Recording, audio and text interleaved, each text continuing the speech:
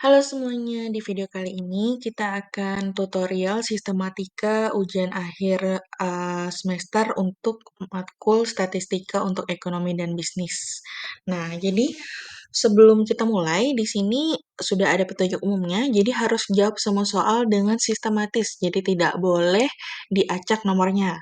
Jadi harus berurutan dan tunjukkan langkah-langkah perhitungan di mana itu nanti akan dicontohkan dalam bentuk output tabel JASP.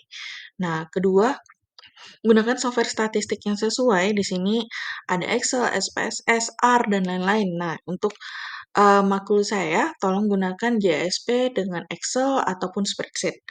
Nah, kalau misalnya ada yang menggunakan SPSS juga tidak masalah. Dan kemudian ketiga, interpretasikan semua hasil statistik dalam konteks masalah bisnis. Dan terakhir, gunakan tingkat signifikansi 0,05 alpanya alias 5%, kecuali dinyatakan lain di dalam soal. Nah, kita langsung saja ke studi kasus 1. Ini total soalnya ada 3 ya. Pertama, ini untuk analisis regresi. PT Food Chain Indonesia, sebuah perusahaan mengelola jaringan restoran, ingin menganalisis faktor-faktor yang mempengaruhi omset bulanan restoran mereka. Data dikumpulkan dari 50 cabang restoran selama periode tertentu, meliputi biaya promosi dalam juta rupiah, skor lokasi skala 1-10, jumlah kompetitor dalam radius 1 km, dan omset bulanan yang dihasilkan dalam juta rupiah. Nah, ini seperti yang dilihat datanya ini ada 50 observasi.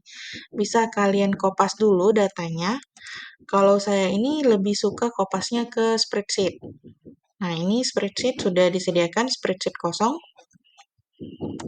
Tinggal Ctrl V saja. Nah, ini langsung sudah terbuka, terkopas di spreadsheet, sudah rapi. Nah, kita boleh kopas dulu datanya saja. Nah, kemudian kita buka JASP.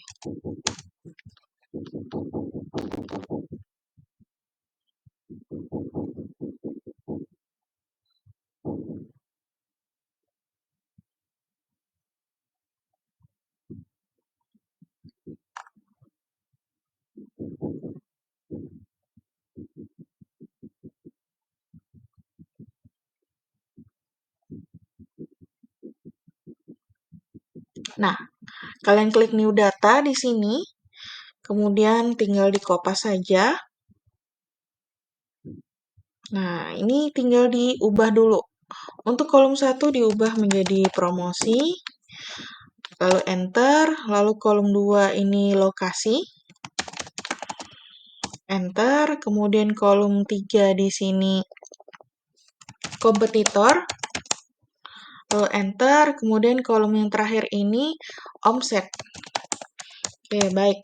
Nah, setelah ini kalian klik silang di sini, lalu apply. Kembali lagi ke soal. Nah, soalnya ini ada terdiri A, B, C, D. Jadi, A itu minta analisis statistik deskriptif, B analisis regresi berganda, C analisis korelasi, dan D validasi model. Dalam bentuk di sini ada uji F, uji T, dan asumsi klasiknya VIF dan uji Durbin-Watson. Oke, kita kerjakan dulu dari A.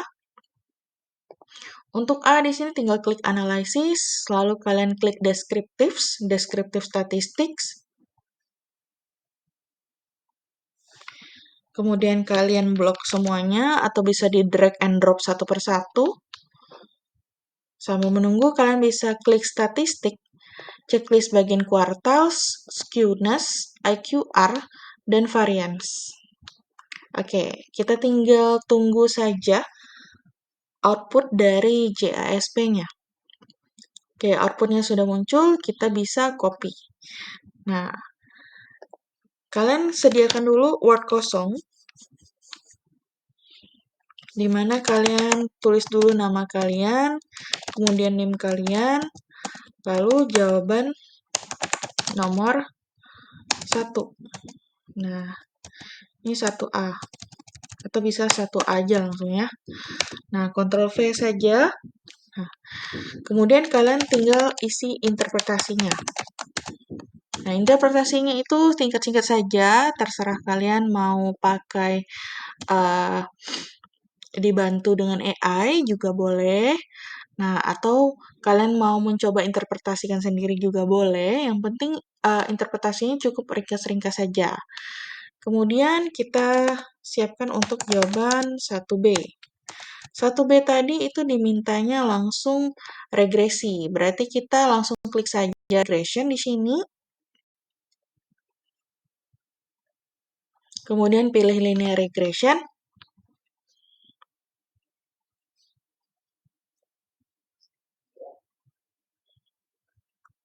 Nah, untuk bagian covariance-nya itu kita masukkannya promosi, lokasi, sama kompetitor. Kemudian untuk dependennya ini omset. Oke, kita tunggu JSP-nya untuk memproses dulu. Ini kenapa omset yang dijadikan dependen itu ada tertulis di soal ya di sini. Nah, ini regresi berganda dengan omset sebagai variabel dependen. Lalu promosi skor lokasi serta jumlah kompetitor sebagai variabel independen. Nah, ini hasilnya sudah keluar. Jadi hasil regresi linear bergandanya ini semua tabelnya boleh kalian kopas dulu.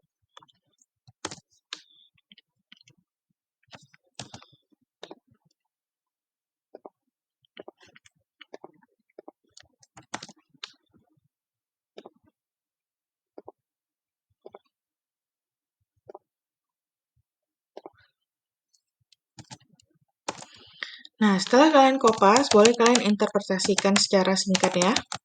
Untuk interpretasinya sekali lagi kalian isi sendiri, kemudian kita jawaban 1C. 1C ini mintanya analisis korelasi tadinya. Nah, untuk analisis korelasi bisa kalian klik lagi di regression, lalu klik correlation. Nah, untuk correlation-nya itu bisa kalian kopas semuanya ke variables, lalu checklist Pearson, lalu checklist flag significant correlations. Oke, loading dulu. Nah, ini sudah ada hasilnya keluar, bisa kalian copy saja ke Word yang jawaban tadi. Nah, kalian Ctrl V saja di sini, lalu kalian kasih interpretasinya apa. Kemudian jawaban 1D.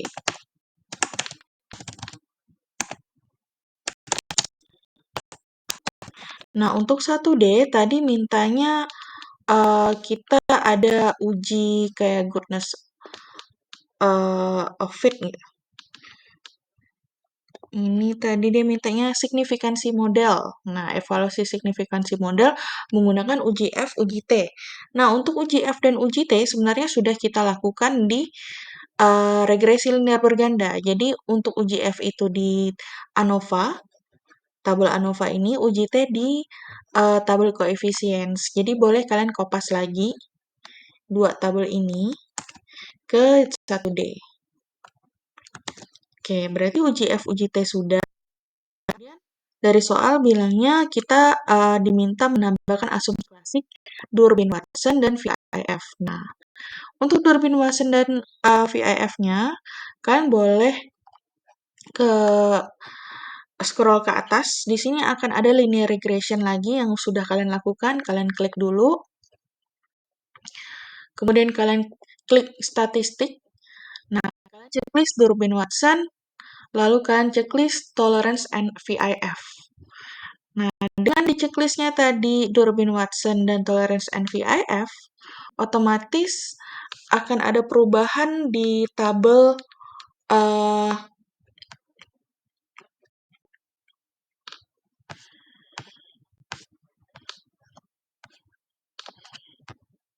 ini belum berubah. Oh, masih loading. Oke, baru berubah. Nah, akan ada perubahan di tabel model summary dan di tabel coefficients. Nah, itu hasil dari VIF dan Durbin-Watson-nya. Ini boleh kalian kopas yang bagian model summary.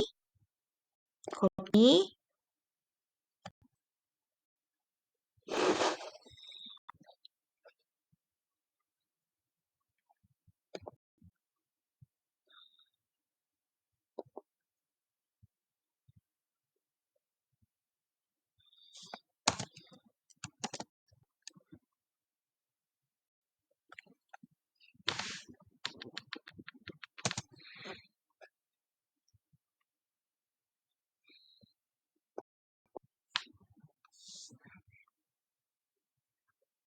Kemudian yang tabel koefisiennya yang ada VIF-nya, kalian copy.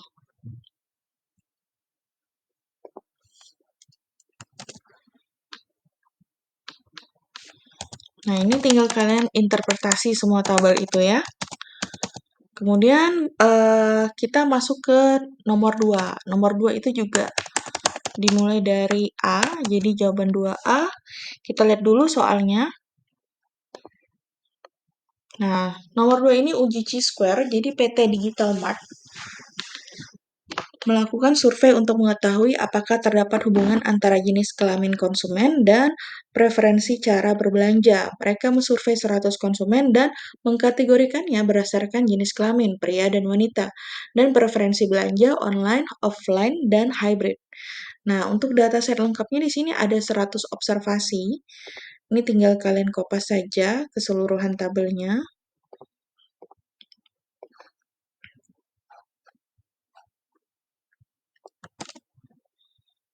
Masukkan ke dalam spreadsheet ataupun Excel. Nah, kemudian kita kopas hanya bagian datanya saja.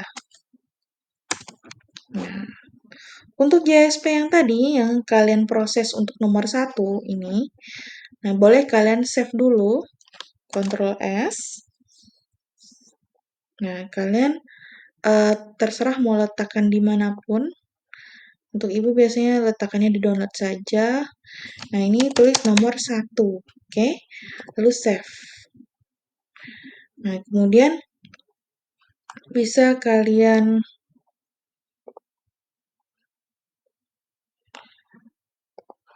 tutup.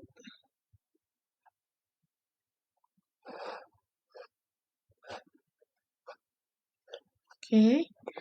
Kemudian kalian new data lagi. Nah, otomatis kita dapat tabel entry yang kosong lagi ya. Nah, lo Ctrl V di sini. Oke. Pastikan di sini di kolom 1, kolom tabnya itu nominal ya, jangan sampai jadi scale. Jadi untuk name yang pertama ini kita gender, enter. Untuk yang kedua ini tadi preferensi belanja. Nah, oke, enter saja. Kemudian silang, lalu klik apply. Lalu klik analysis di sini. Lalu kalian klik frequencies. Klik contingency tables. Oke. Nah, kemudian untuk preferensi belanja, ini boleh dimasukkan ke dalam rows. Oh maaf, preferensi belanja di columns. Di rows itu gender. Oke, kita tunggu dulu. Sambil tunggu kita baca lagi soalnya. Nah, jadi tadi kan kita sampai soalnya udah dimasukin ke dalam uji Chi-square ya. Nah, analisis yang diminta ini ABCD, maaf ini belum terubah. A-nya itu minta tabel kontingensi, B-nya minta uji Chi-square, C minta frekuensi harapan, dan D minta interpretasi bisnis. Yang perlu kita olah di JSP itu hanya ABC saja. Untuk D ini teoritis, jadi saya harap kalian bisa langsung jawab saja karena ini teori. Oke, lanjut kembali lagi kita ke JSP. Di sini contingency tables dan uji Chi-square-nya sudah ada hasilnya. Boleh kalian copy dulu contingency tables. Itu untuk 2A, tinggal Ctrl V. Nah, kalian interpretasikan sendiri. Kemudian jawaban 2B. Untuk 2B itu kalian kopas yang Chi-square test. Copy. Ctrl V. Kalian interpretasi sendiri lagi. Kemudian jawaban 2C. Nah, 2C itu minta frekuensi harapan. Nah, kalian klik cells, lalu pilih di sini ada expected. Nah, ya otomatis contingency tables-nya akan menambahkan expected count. Ini kalian kopas. Kemudian kalian masukkan ke jawaban 2C. Tinggal diinterpretasikan lagi ya. Nah, kemudian untuk jawaban 2D itu teori, jadi saya harap bisa langsung dijawab. Nah, kita langsung saja masuk ke nomor 3A. Oke, kita lihat dulu soalnya. Soalnya di sini kita akan melakukan uji Wilcoxon. Jadi evaluasi efektivitas program motivasi karyawan. PT Creative Tech menerapkan program motivasi baru untuk meningkatkan skor kepuasan kerja karyawan. Perusahaan ingin mengetahui apakah program tersebut secara signifikan meningkatkan tingkat kepuasan kerja. Mereka mengukur skor kepuasan kerja untuk 10 karyawan sebelum dan sesudah program motivasi diterapkan. Karena data tidak mengikuti distribusi normal, diperlukan uji non-parametrik. Nah, ini datanya lagi. Oke, bisa kita kopas dulu ke dalam spreadsheet. Oke.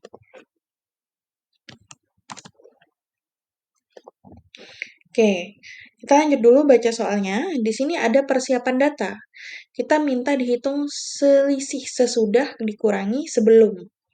Oke, berarti kembali lagi ke spreadsheet. Kita tambah nih. Nah, ini jadi selisih. Oke, sesudah kurangi sebelum. Berarti sesudah kurangi sebelum. Enter. Oke. Nah, ini otomatis kita sudah dapat gambaran datanya. Sesudah program itu ternyata skornya naik karena selisihnya positif semuanya. Jadi bisa dibilang programnya baik juga.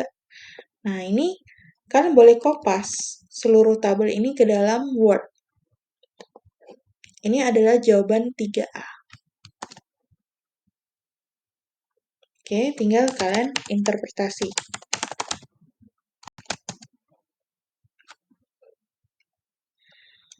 Kemudian jawaban 3B. Oke. 3B itu langsung minta Wilcoxon sign rank. Nah, pendekatan alternatif ini diskusikan mengapa uji Wilcoxon itu lebih tepat dibandingkan uji T berpasangan.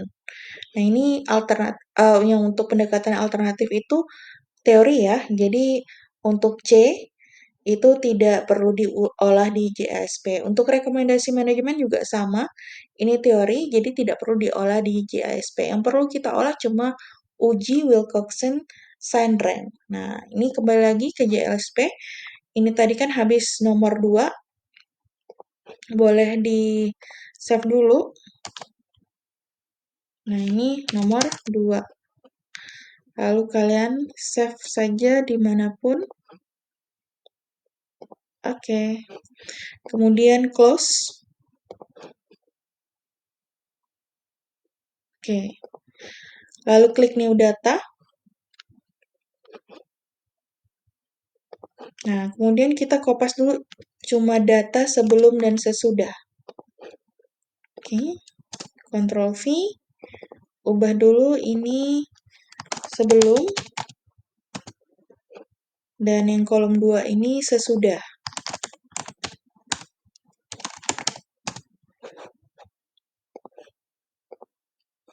Oke, kemudian klik analysis. Lalu pilih t-test. Lalu paired sample t-test. Lalu sebelum dan sesudah. Oke. Di sini yang kita checklist itu Wilcoxon sign rank ya. Shouldn't-nya jangan di checklist. Oke, otomatis kita sudah dapat hasil Wilcoxon sign rank test. Ini kita copy. Lalu kita paste di sini. Tinggal kalian interpretasikan. Oke, selanjutnya 3C dan 3D kembali lagi ke dalam soal itu adalah teori. Nah, jadi karena tadi itu teori, jadi saya tidak perlu contohkan. Saya yakin kalian bisa kalau menjawab yang teoritis. Dan semoga tutorial sistematika ujian akhir semester statistik ini bermanfaat. Selamat mengerjakan ujian. untuk soal ujiannya akan sama persis, ada 3 soal dengan, urutan kasus yang sama, tetapi, untuk data akan berbeda, gambaran kasusnya paling hanya berubah skenario saja, tetapi apa yang akan dicari itu akan sama persis.